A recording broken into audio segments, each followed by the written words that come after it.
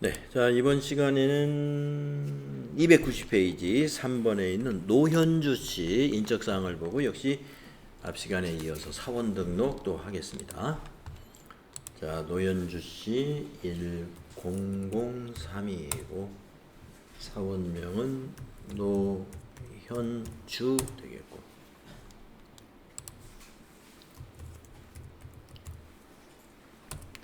내국인이고 750 426 211111, 입사는 2020 0601, 국적 엔터 계속 엔터로 지나가시고, 거주자 엔터, 급여는 월급이면서 370만원 3700000, 산재보험 여고, 국민연금 보수 월액이 310만원이네요. 3100000.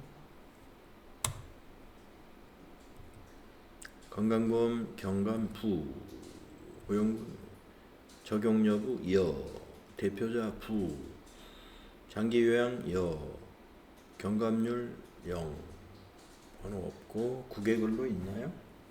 부, 선원 부, 생산직인가요? 부, 주소 입력하겠습니다. 서울시 관악구.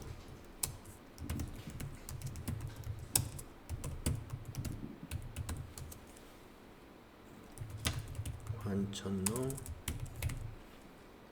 62, 신림동.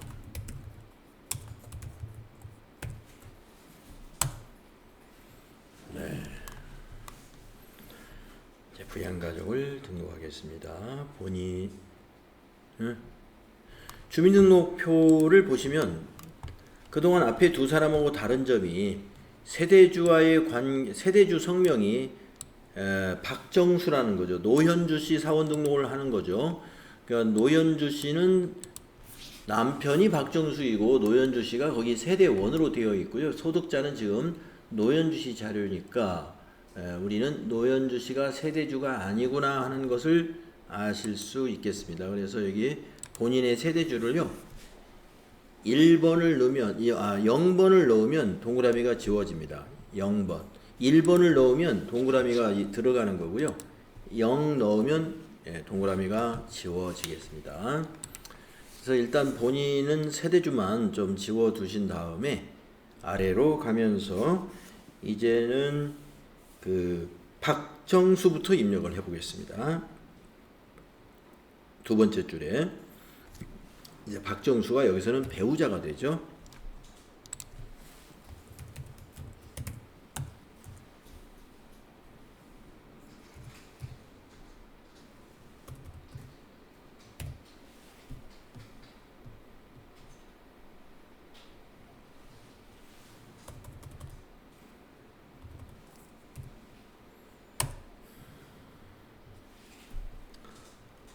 박영희는 4번, 직계비속 20세 이하.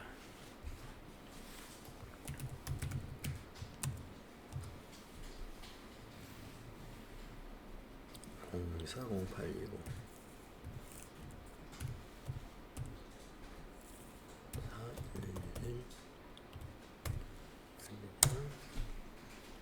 4번, 직계비속 20세 이하. 박현우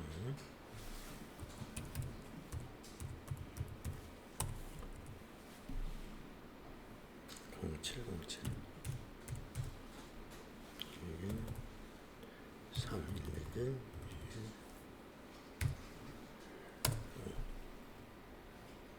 그다음에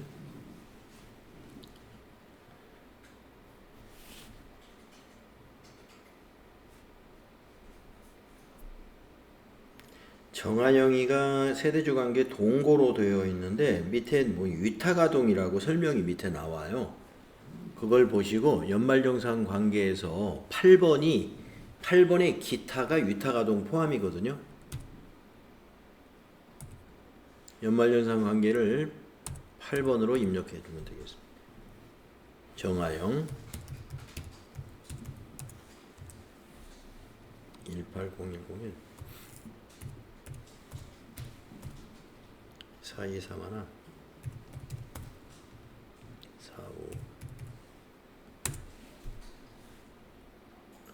처남은 형제 자매에 해당이 돼요. 배우자의 형제도 형제 자매, 소득자의 형제도 형제 자매. 그러니까 처남이니까 저기에 노현주 씨의 동생이란 얘기죠. 예, 그러니까 형제 자매 맞습니다. 소득자의 6번 형제 자매. 노병탁 8102 03 1226 제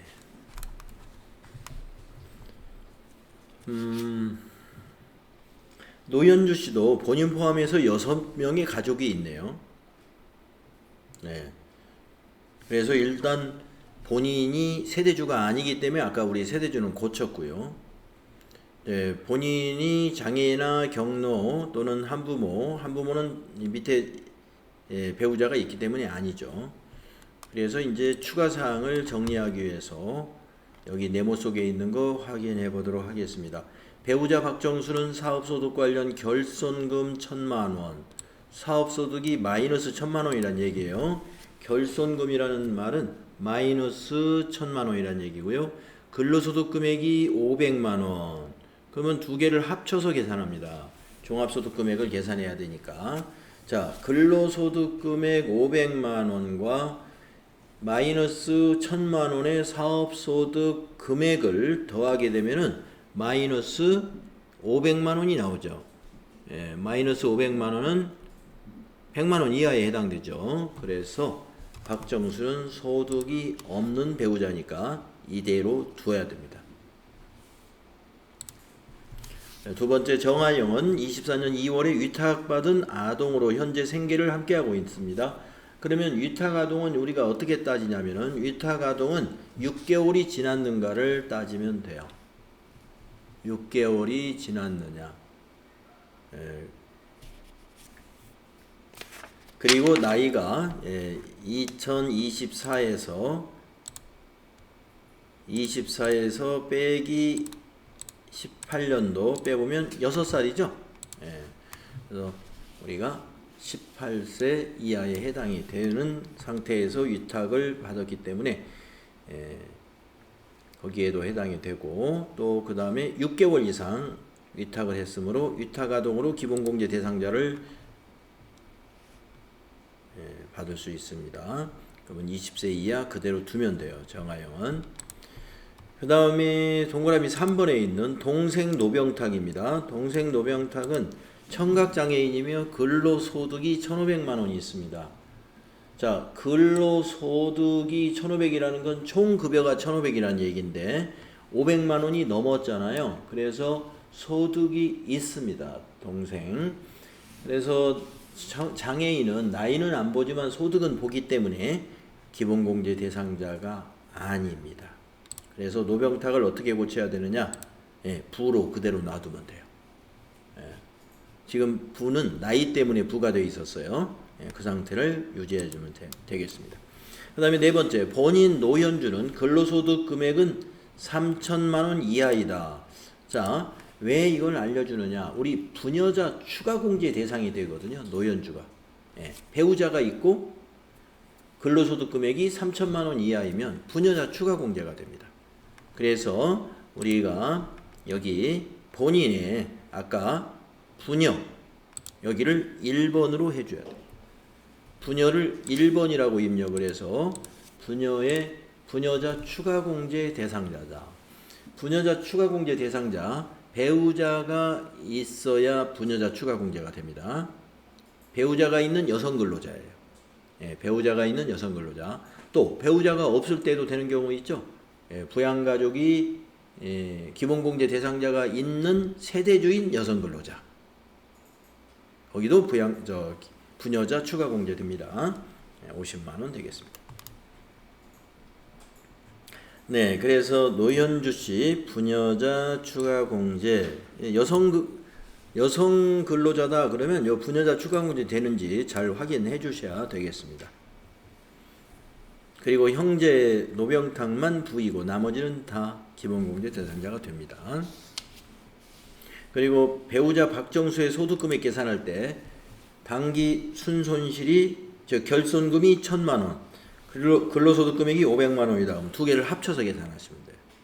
합쳐서 100만 원 이하이면 되는데 마이너스 500만 원이니까 100만 원 이하에 해당이 되죠. 그래서 소득이 없는 자로 판단을 했습니다. 자, 이제 네 번째 연습을 해보겠습니다. 네 번째 사람은 1004번 이진섭 입력을 합시다. 자, 네 번째 줄에다가 1004 이진섭 내국인 주민번호 75031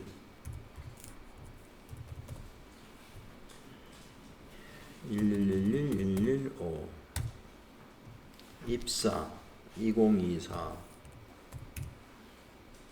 0601 국적 KR 엔터로 지나가시고 주민번호 지나가시고 거주자 급여 월급 240만 원이네요. 산재 여 국민연금 보수 월액은 190만 원이네요.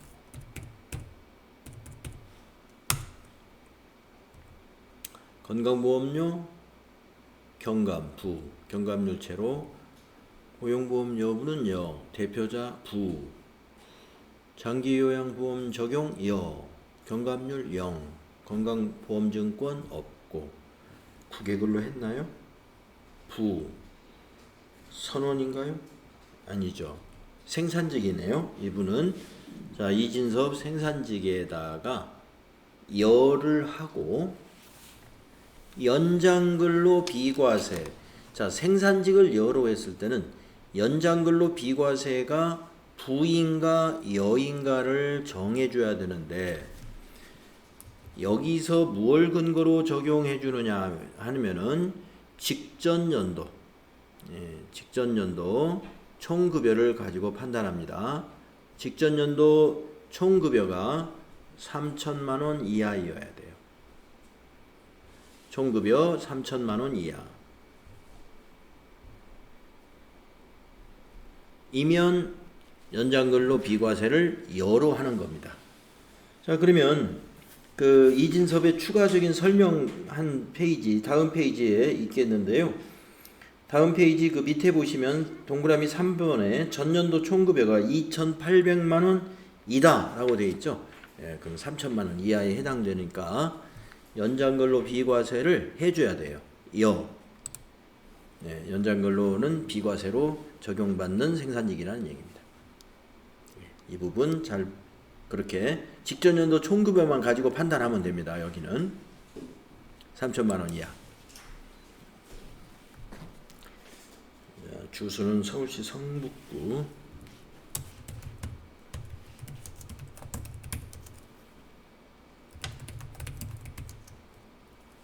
대사관로 11 36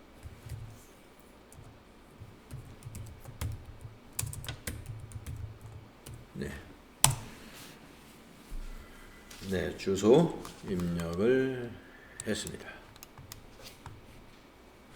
자, 이제 본인부터 점검을 해보도록 하겠습니다. 이 사람은 가족관계증명서를 제출했어요. 네.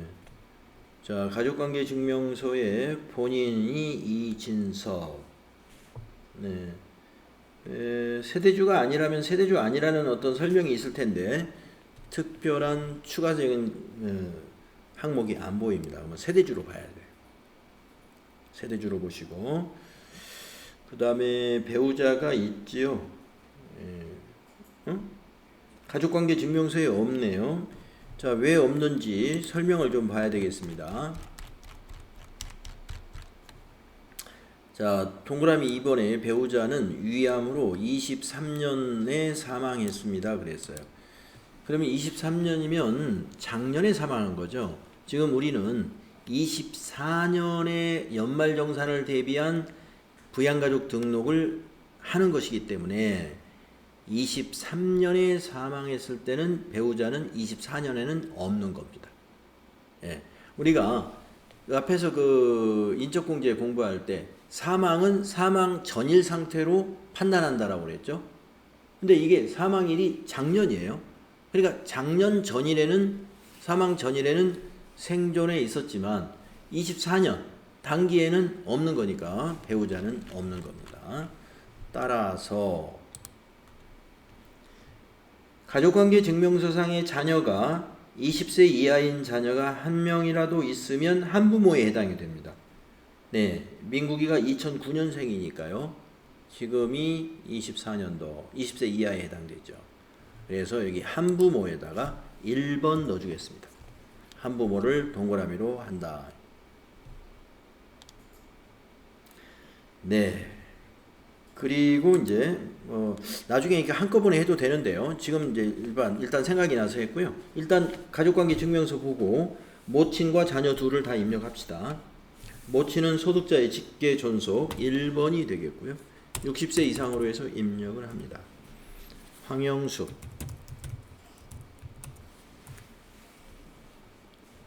440403 2111110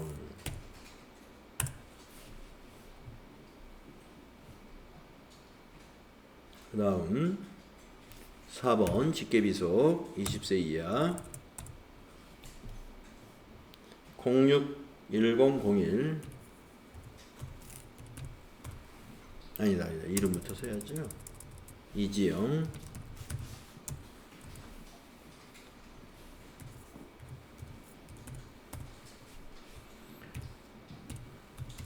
4023 456 4번 직계비속 이민구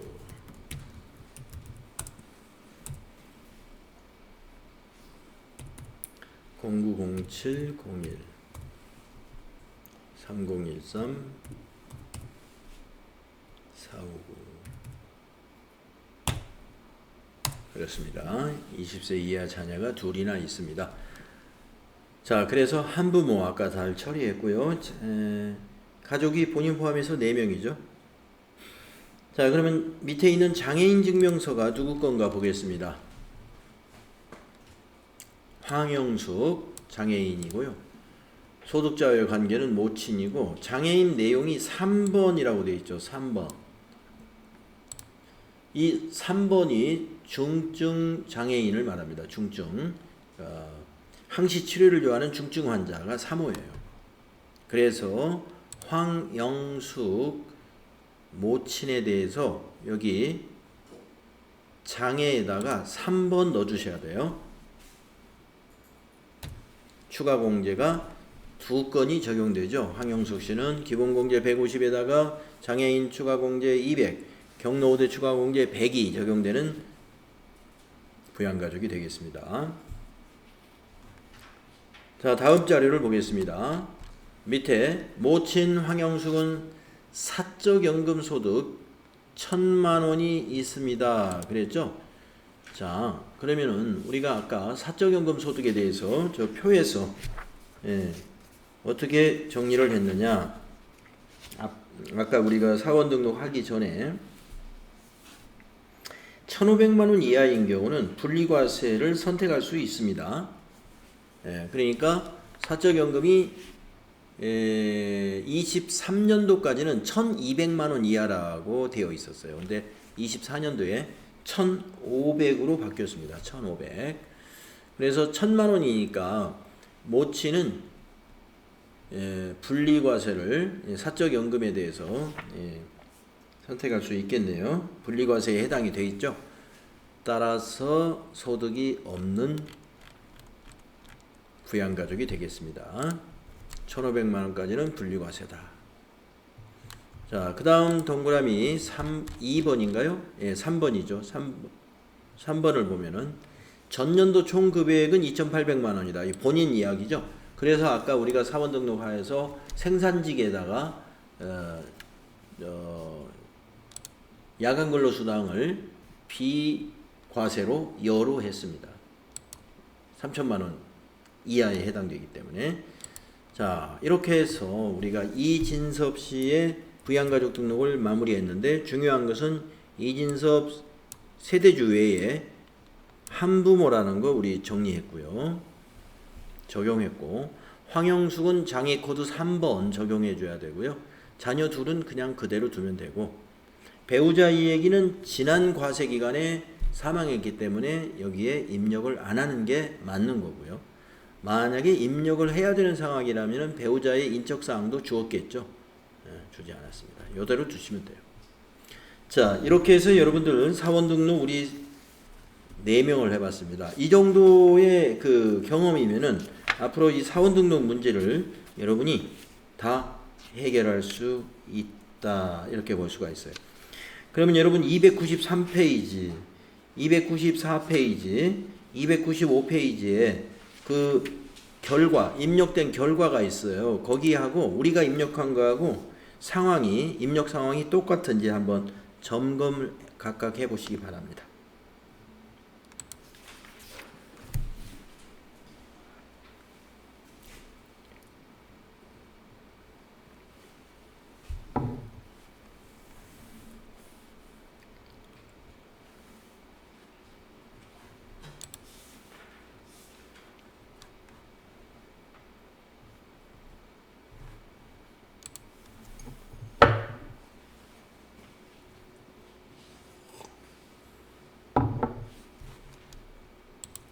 네.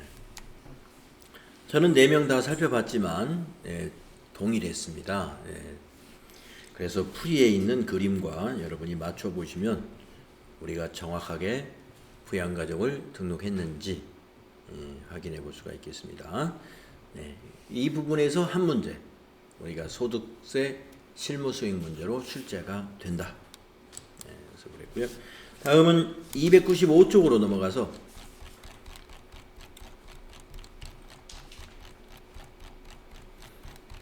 급여자료 입력을 연습해 보겠습니다. 자, 오늘 입력하는 급여자료는 연말정산 때문에 1년치를, 즉 12달 것을 다 입력을 하겠지만요, 시험에서는 한 달치만 문제로 나옵니다. 시험에서는 1개월치 문제로 나올 거예요. 자, 필요 지식을 읽어보면은 급여자료 입력은 상용 근로자의 각 월별 급여자료 및 상여금 입력 메뉴로, 이는 급여 대장과 원천징수 이행상황 신고서와 연말정산 근로소득 원천징수 영수증에 반영을 한다. 그래서 급여 대장에 의해서 원천징수 이행상황 신고서는 우리가 원천징수 한 것을 납부할 때 세무서에 제출을 하고요. 연말정산 근로소득 원천징수 영수증이라는 것은 그 다음에 2월 달에 1년치 급여를 가지고 정산할 때 작성하는 서류가 되겠습니다. 단, 급여 입력 전에 수당 등록과 공제 등록 작업이 선행되어야 한다. 그래서 급여 자료를 입력할 때는 수당 등록, 공제 등록, 이 작업이 중요한 작업이라고 볼 수가 있습니다. 우리가 급여 자료 입력할 때 나올 수 있는 이런 내용인데요. 이거 참고하시면 되고요. 다음 페이지로 넘어가서 수당 및 공제 등록 입력 방법이 나오는데,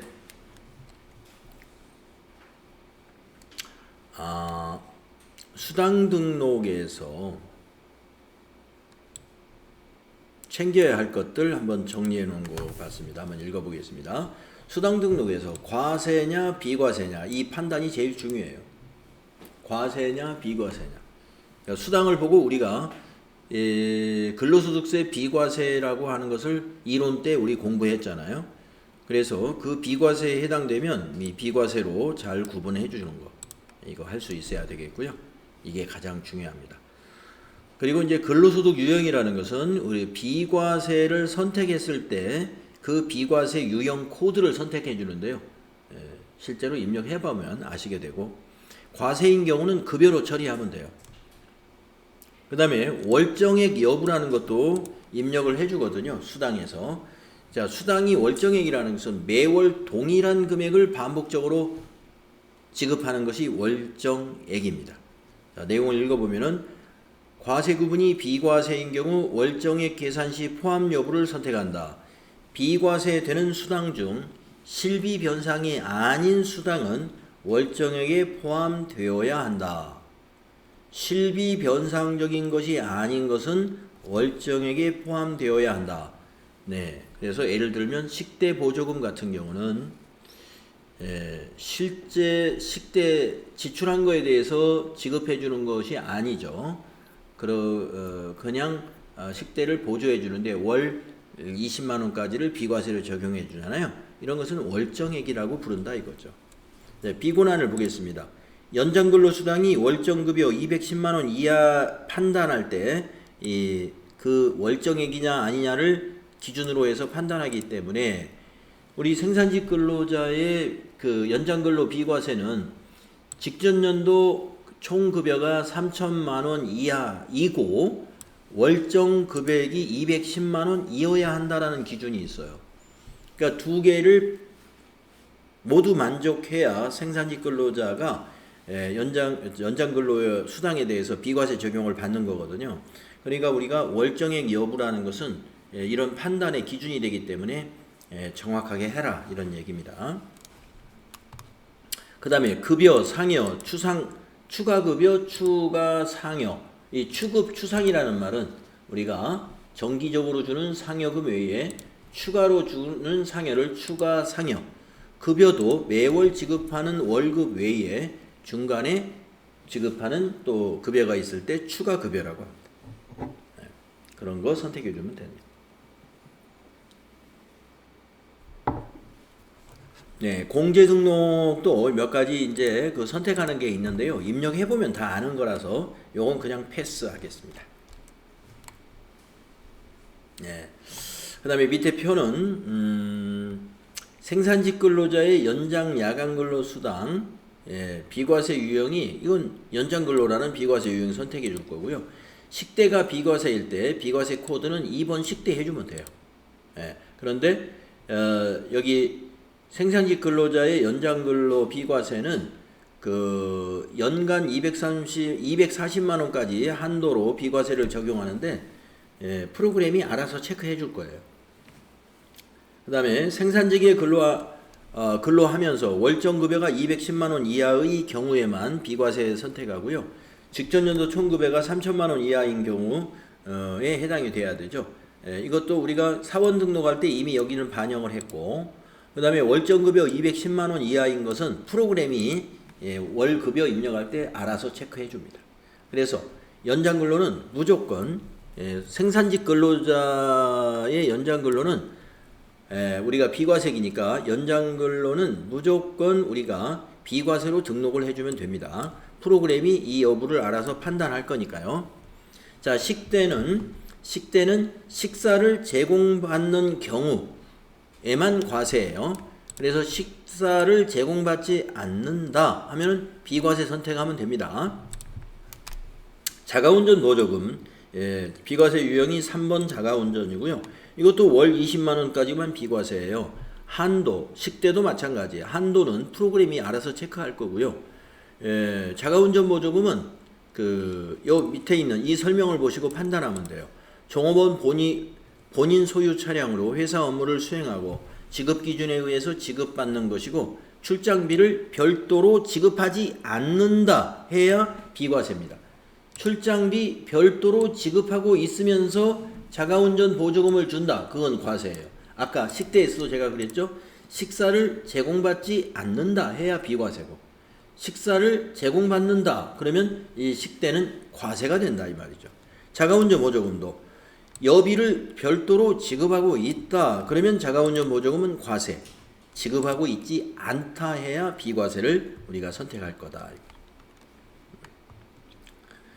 자, 출산 보육에 관한 비과세, 육아수당 비과세인데요. 월 20만 원까지 비과세 적용합니다.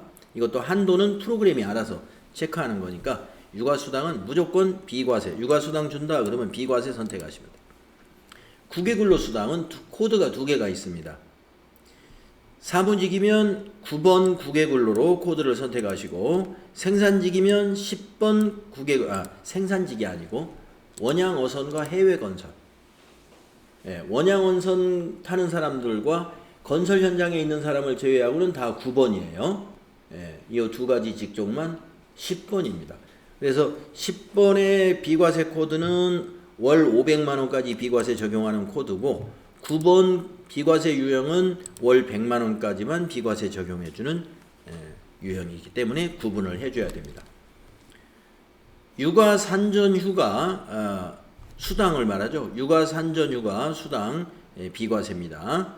11번 육아 산전 휴가 유형으로 선택해 주시면 돼요.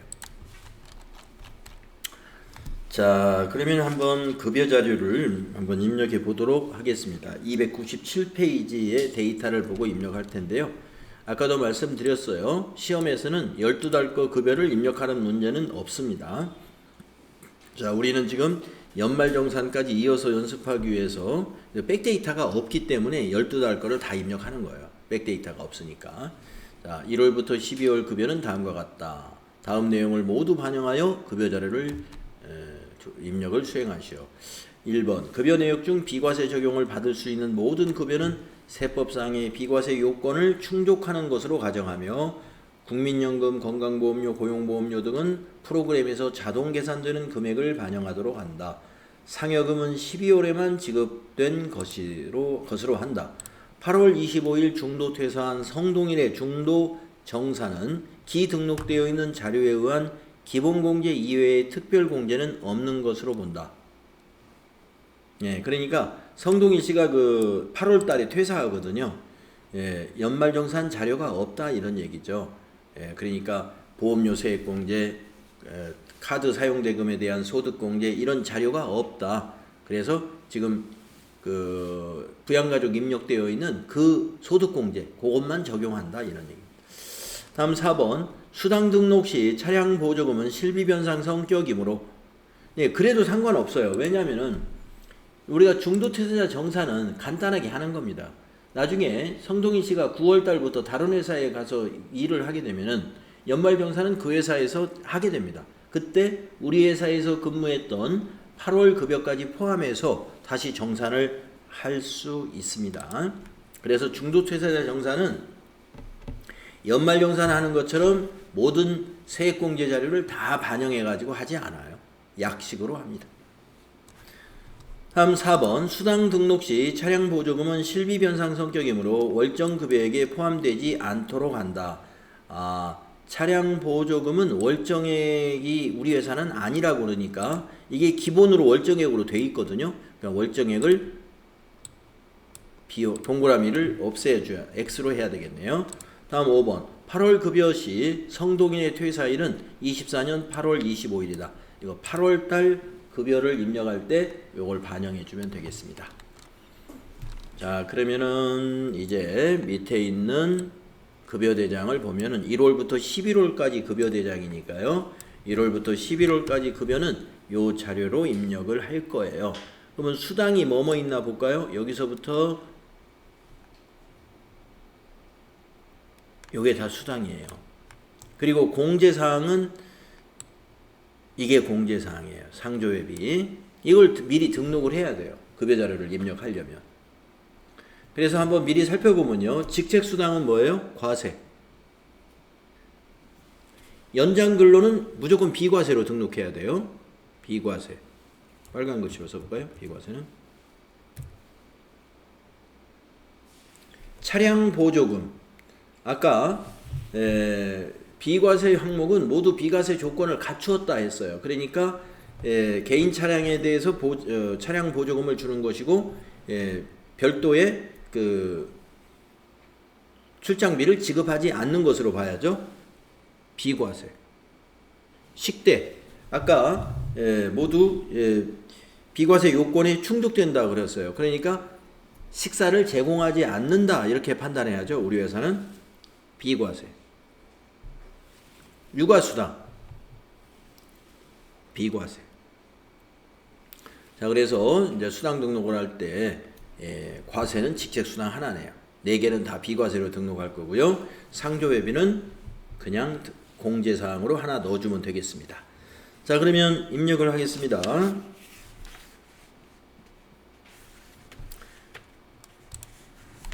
자, 이제 인사급여 메뉴에 가셔가지고 급여자료 입력이라는 메뉴에 가서 수당 등록과 급여 입력을 같이 하거든요. 여기 급여자료 입력하겠습니다. 급여자료 입력.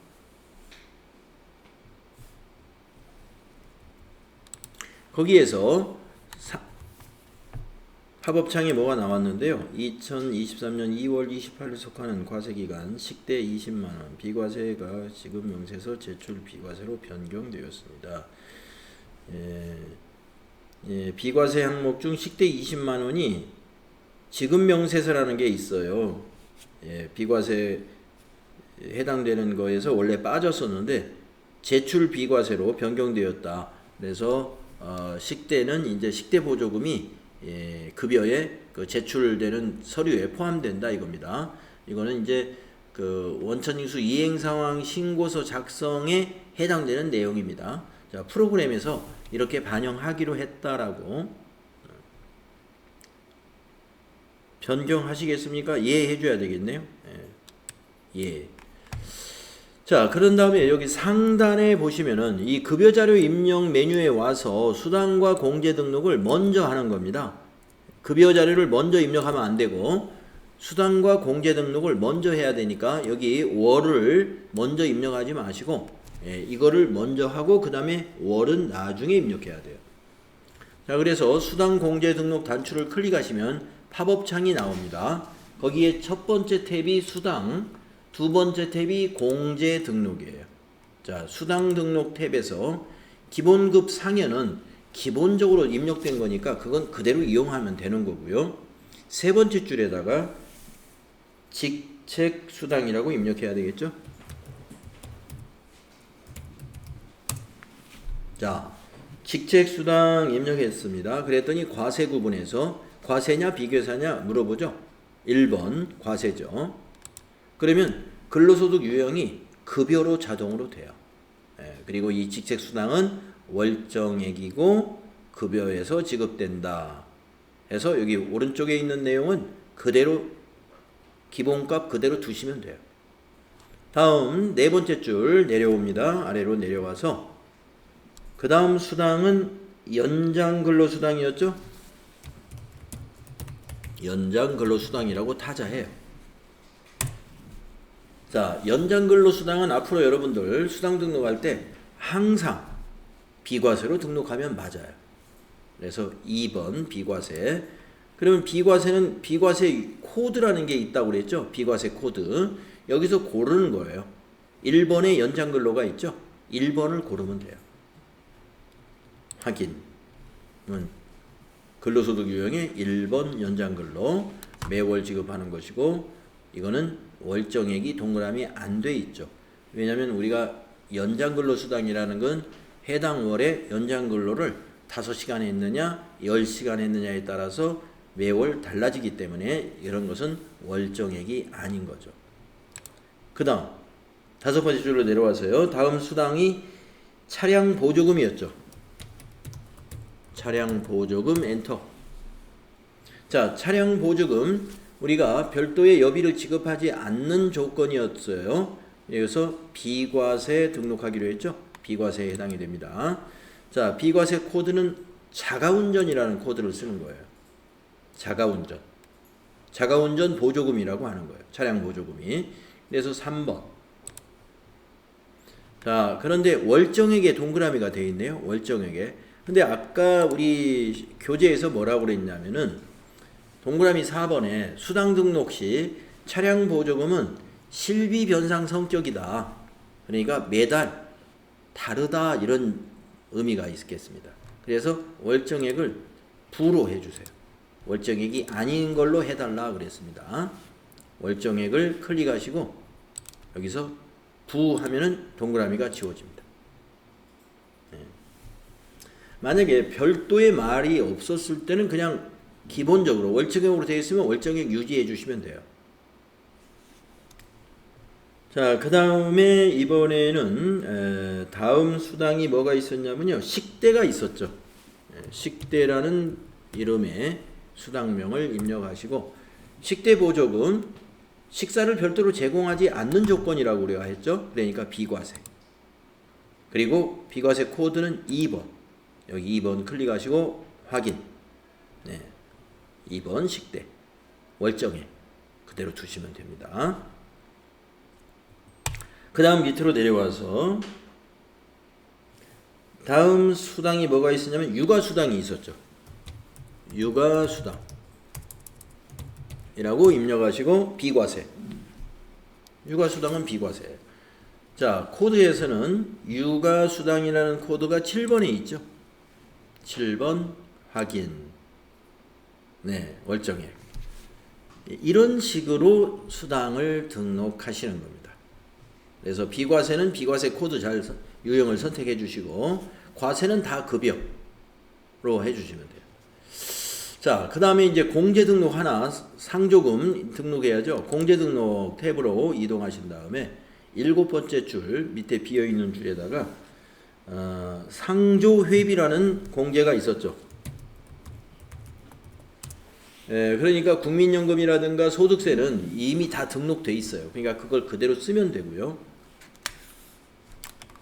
상조회비의 그 1번부터 7번에 있는 것 중에 상조회비가 없습니다. 이 소득공제 유형에 없을 때는 맨 위에 있는 무구분 해주는 거예요. 무구분. 유형을 무구분으로 하겠느냐 하는 질문이거든요. 확인하죠. 자, 상조회비 급여에서 공제하니까요. 1번 여 해주시면 되고 밑으로 내려오면 됩니다. 급여에서 상조회비가 빠져나간다.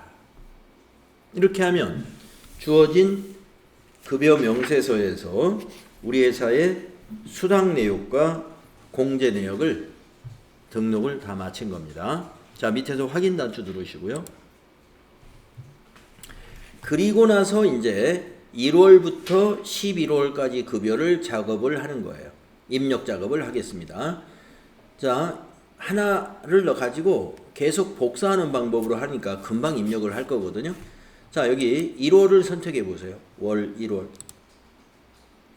상여가 없는 달이기 때문에 구분해서는 목록을 누르셔가지고 1번 급여를 선택하세요. 지급일은 매월 25일입니다. 라고 아까 설명해서 했습니다. 그 표 상단에 보면 매월 25일이죠. 그러니까 1월 급여는 2024년 1월 25일로 날짜를 입력하세요. 지급일을 2024-0125.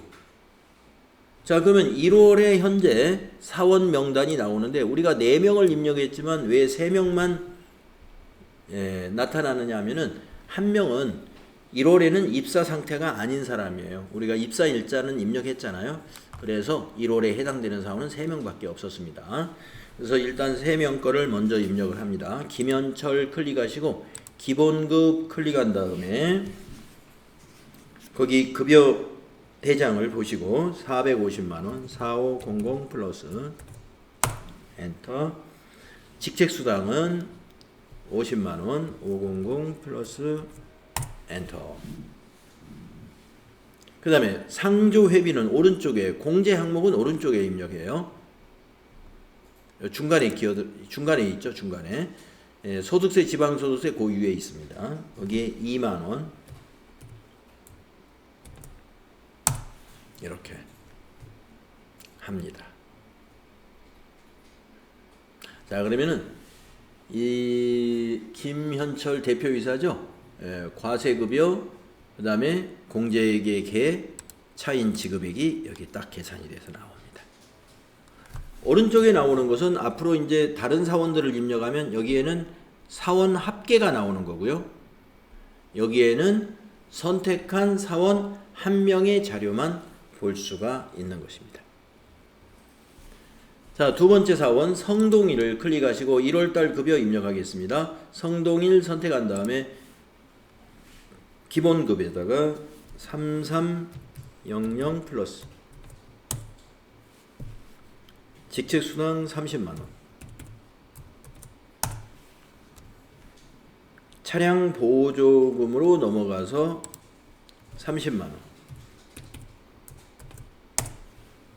식대 20만원, 육아수당은 없고 상조회비 만원 오른쪽에다 입력하겠습니다. 자, 이렇게 입력해 놓고 이제 이 성동일 씨를 보시게 되면은 밑에 과세 급여는 370만 원이요. 비과세 적용되는 급여가 40만 원이다 라고 했는데 어떤 내용이 비과세인지 한번 따져보고 가겠습니다. 자, 우선 식대보조금이 20만 원까지 비과세였고요. 차량 보조금은 월 20만 원까지인데 30만 원이므로 여기서 10만 원은 과세, 20만 원이 비과세인 거예요. 그래서 합이 40만 원. 그래서 과세급여 370에 비과세급여 40만 원 해서 지급액은 410만 원인데 거기서 공제를 42만 9,410원이 소득세 외에 여러가지 4대 보험료 공제해가지고 42만 9,410원 차인 지급액은 이렇게 나온다. 자, 오른쪽에 합계를 보시면은 차량 보조금에서 비과세 20만원, 과세 10만원. 네, 우리가 지금 차량 보조금을 성동일 씨 한 명을 입력했죠. 그래서 오른쪽에 합계 부분에서는 같은 수당이라 하더라도 과세와 비과세로 구분해서 집계를 해줍니다. 네, 식대는 지금 20만원 처음 넣었기 때문에 20만원만 전부, 20만원 모두가 지금 비과세지만 차량 보조금은 30만원을 입력했기 때문에 20만원은 비과세, 10만원은 과세로 집계된다. 그래서 사원 합계를 낼 때는 수당에 대해서, 수당 항목에 대해서 과세와 비과세를 나누어서 집계하고 있습니다. 다음 노연주 선택하시고 입력합니다. 노연주 클릭한 다음에 270만원 기본급, 직책수당 20만원, 연장근로 20만원, 차량 보조금 20만원, 식대 20만원,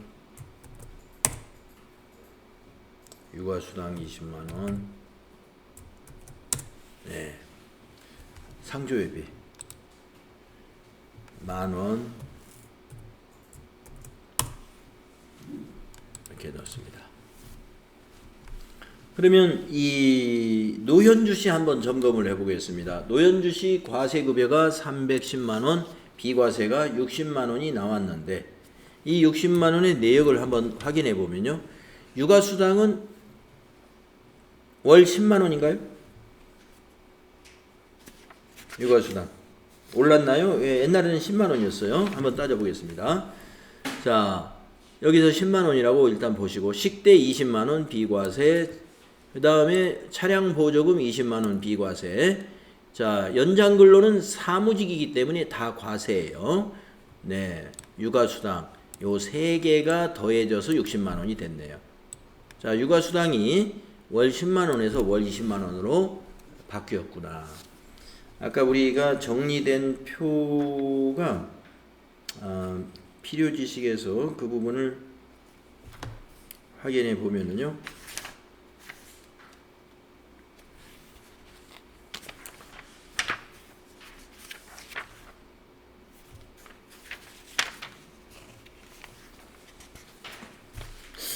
정리된 부분이 없네요.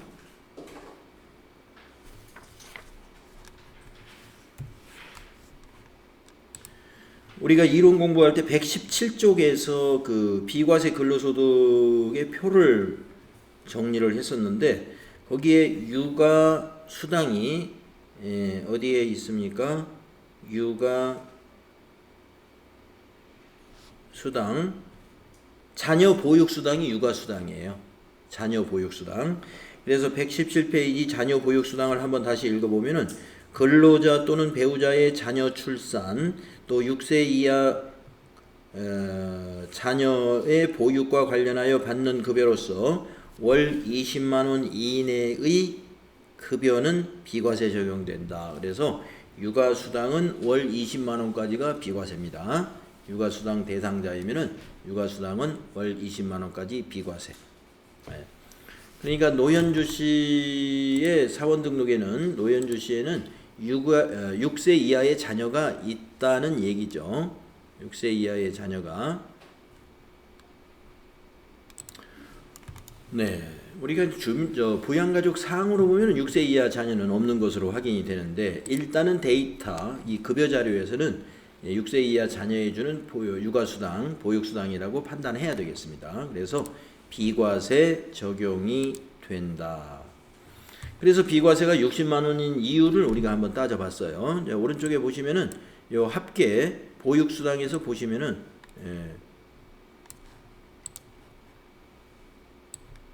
육아수당 비과세가 20만 원 적용됐죠. 육아수당이 20만 원까지 비과세 적용이 된다 하는 거 알아주시면 되겠습니다. 지난해까지는 10만 원이었어요. 육아수당 10만 원, 20만 원이다. 자, 그래서 60만 원이 맞고요. 그래서 지급액의 개와 그다음에 공제액의 개, 차인 지급액. 그래서 급여 명세에서는 지급액 개라는 것과 차인 지급액은 달라요. 그래서 지급액 개는 급여 총액이 되는 것이고 차인 지급액은 공제를 뺀 나머지 금액이 차인 지급액입니다. 이렇게 보시면 되겠습니다. 자, 그러면 3명의 우리가 1월 급여를 복사해 나가도록 하겠습니다. 자, 복사하는 요령은요. 여기에다가 2월을 선택합니다. 2월. 귀속연호를 2월을 선택합니다. 그리고 구분은 1번 급여. 그러면 이런 창이 나와요. 전월 데이터를 복사하시겠습니까? 네. 그러면 복사 후 재계산하겠다. 여기 눌러주면 되겠습니다. 그럼 복사하고 나서 재계산 창이 나와요. 전체 사원 재계산해라. 그래서 2월에 맞추어서 재계산을 다시 한번 해주면 됩니다. 확인하면은 전체 사원 재계산 확인. 네. 2월로 복사 일어났습니다. 다음에 3월로 복사하겠습니다. 계속 조건이 같으니까요. 3월 클릭하시고 1번 급여입니다. 역시 복사 후 재계산 클릭하시고요. 이제 전체 사원 선택되어 있으니까 밑에 확인만 누르면 되겠습니다. 확인. 예, 3월 급여로 복사됐습니다. 다음은 4월 복사하겠습니다. 4월 1번 급여 복사 후 재계산 그리고 확인하시면 되겠습니다. 자, 5월 거 복사하겠습니다. 5월 클릭하시고 1번 급여 복사 후 재계산 확인 단추 누르면 되고요. 자, 6월에 가서는 한 명이 더 늘어날 겁니다. 자, 6월을 클릭하시고 구분은 1번 급여 복사 후 재계산 확인해 보시면은 자, 권영철, 성동일, 노현주 데이터는 다 입력이 되어 있지만 이진섭이 여기 비어 있어요. 이진섭은 우리가 입사 일자가 6월이었습니다. 그래서 6월달 급여부터 이제 이진섭을 반영을 해야 되니까 이진섭 클릭하시고 기본급 입력합시다. 거기 급여 대장 보시고 190만 원. 연장근로 30만 원.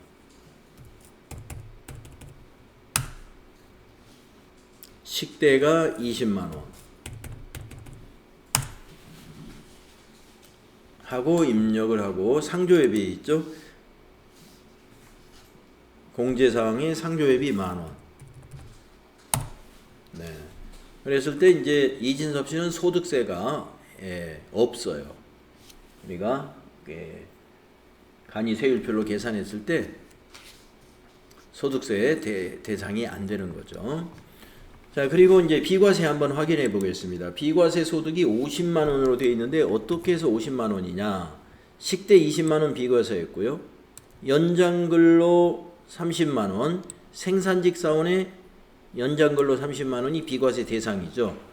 자, 월정액이 210만원 이하이기 때문에 생산근로가 지금 비과세인 거예요.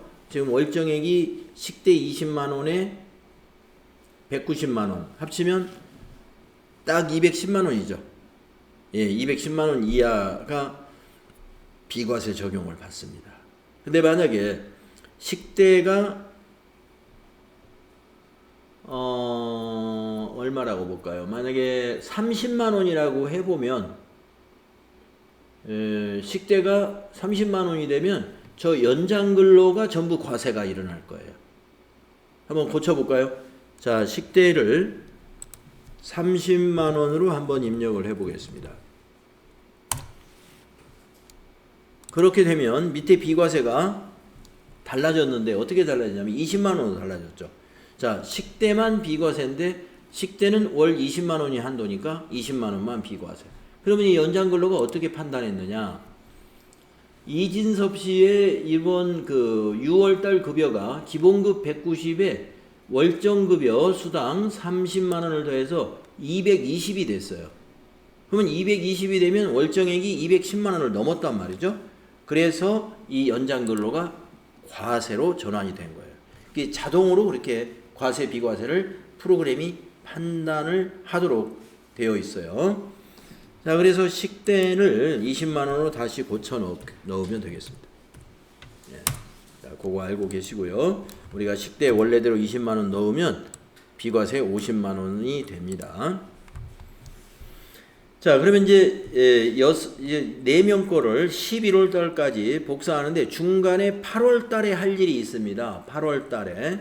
네. 그래서 6월 달까지만 이렇게 입력해 놓고 우리가 8월 달에 중간에 할 일도 있으니까 좀 쉬었다가 다음 시간에 7월부터는 다음 시간에 입력하도록 할게요. 6월까지만 일단 입력해 놓읍시다.